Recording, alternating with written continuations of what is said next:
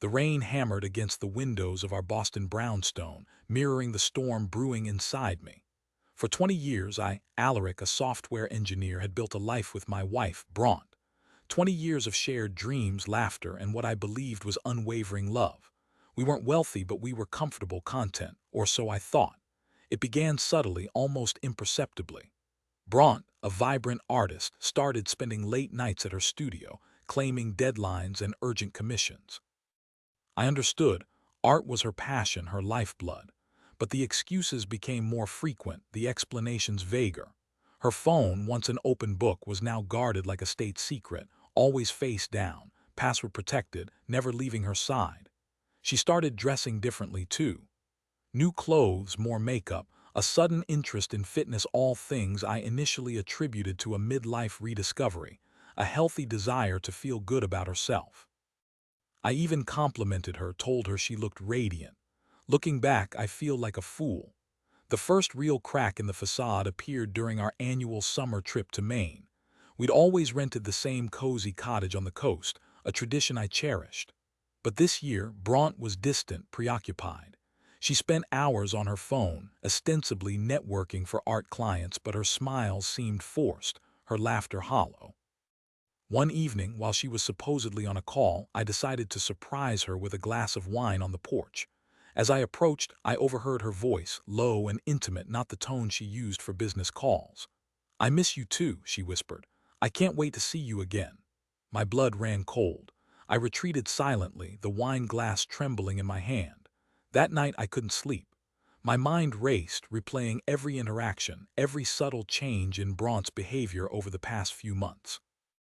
Doubt gnawed at me, a corrosive acid eating away at the foundation of my trust. I tried to dismiss it, to convince myself I was being paranoid, insecure. But the seed of suspicion had been planted, and it was growing rapidly. Back in Boston, the tension escalated. Bronte became increasingly irritable, snapping at me over trivial matters. She accused me of being controlling, suffocating her artistic freedom. It was gaslighting, plain and simple, though I didn't recognize it as such at the time. I started to feel like a stranger in my own home, walking on eggshells, afraid to say or do anything that might trigger her anger. Driven by a desperate need for answers, I did something I never thought I was capable of. I snooped. While Bronte was in the shower, I quickly unlocked her phone using the password I'd once known, a shared anniversary date she hadn't bothered to change. My heart pounded in my chest as I scrolled through her messages. And then I saw it. A name, Lysander, followed by a string of intimate, explicit texts that left no room for doubt. Lysander was an artist she had met at a gallery opening a few months ago. My world shattered. The woman I had loved, the woman I had built my life with, had betrayed me in the most profound way imaginable. I felt a wave of nausea, followed by a burning rage that threatened to consume me. I wanted to scream, to break things, to confront her immediately. But I knew I needed to remain calm, to gather evidence, to plan my next move. I took screenshots of the incriminating messages, careful to capture dates and times. Then I quietly replaced the phone and walked away, my hands shaking. The next few days were a blur. I went through the motions of my daily routine, pretending everything was normal, while inside I was crumbling. I couldn't eat, I couldn't sleep, I couldn't focus on work. The image of Bronte with another man played on repeat in my mind, a torturous loop of betrayal. I confided in my best friend, Crispin, a level-headed lawyer who had always been my rock. He listened patiently as I poured out my heart, offering words of support and practical advice. "Get a lawyer," he urged. "Protect yourself. Don't let her take you for everything you've got." I knew he was right, but the thought of a messy, public divorce filled me with dread. I wanted to believe there was still a chance, however slim, to salvage our marriage. I decided to confront Bronte, to give her an opportunity to explain, to apologize, to beg for forgiveness. But deep down, I knew it was a futile hope. I waited until she came home from her studio one evening, her face flushed, her eyes bright. "We need to talk," I said, my voice trembling. She looked at me warily, sensing the gravity of the situation. "What is it?" she asked, her tone defensive. I took a deep breath and showed her the screenshots of her messages with Lysander. Her face paled. She didn't deny it. "Alaric," she began, her voice pleading, "it's not what you think. Really, because it looks pretty clear to me, I retorted, my voice rising. How could you do this to me, to us? She started to cry, tears streaming down her face. I don't know, she sobbed. I've been feeling so lost, so unfulfilled. I needed something different. Different, I repeated, incredulous. So you decided to cheat on me, to betray our marriage. Is that your idea of different? She tried to touch me, but I recoiled. Don't, I said, my voice cold. Just don't. The conversation quickly devolved into a shouting match, accusations flying back and forth like poisoned darts. Bronte blamed me for neglecting her, for not supporting her artistic ambitions. She claimed I was too focused on my work, too emotionally unavailable. It was a twisted attempt to justify her betrayal, to shift the blame onto me, but I wasn't buying it. You made a choice, Bronte, I said, my voice shaking with anger and pain. You chose to cheat on me, to lie to me, to destroy our marriage, and I can't forgive you for that. I told her to leave, to pack her things and get out of my house. She begged me to reconsider, promising to end the affair, to go to therapy, to do whatever it took to win me back. But my trust was shattered beyond repair. I couldn't look at her without feeling a wave of disgust, without seeing the image of her with another man. She left that night, taking with her a suitcase full of clothes and a lifetime of memories. I watched her go, my heart breaking into a million pieces. In the days that followed, I felt like I was living in a nightmare. The house felt empty and cold, filled with the ghosts of our shared past.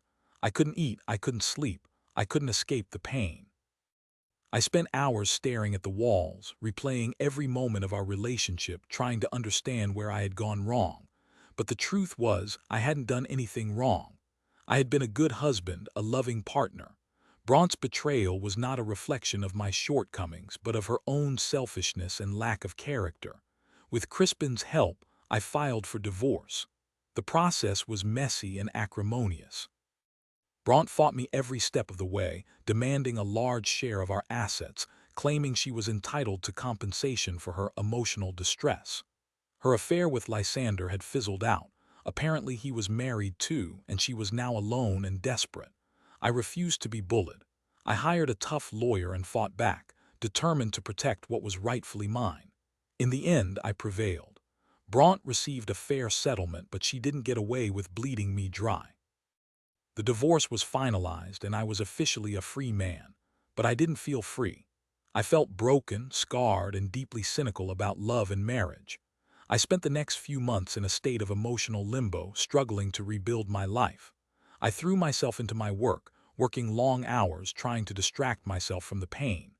I reconnected with old friends, went to the gym, and even started taking art classes, a slightly ironic choice, given the circumstances. Slowly, gradually, I began to heal. I realized that Bronte's betrayal, while devastating, did not define me. It did not diminish my worth as a person. It was her loss, not mine.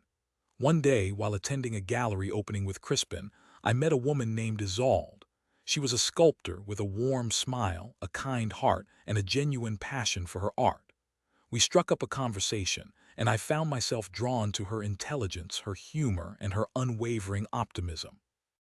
We started dating, cautiously at first, both of us wary of repeating past mistakes.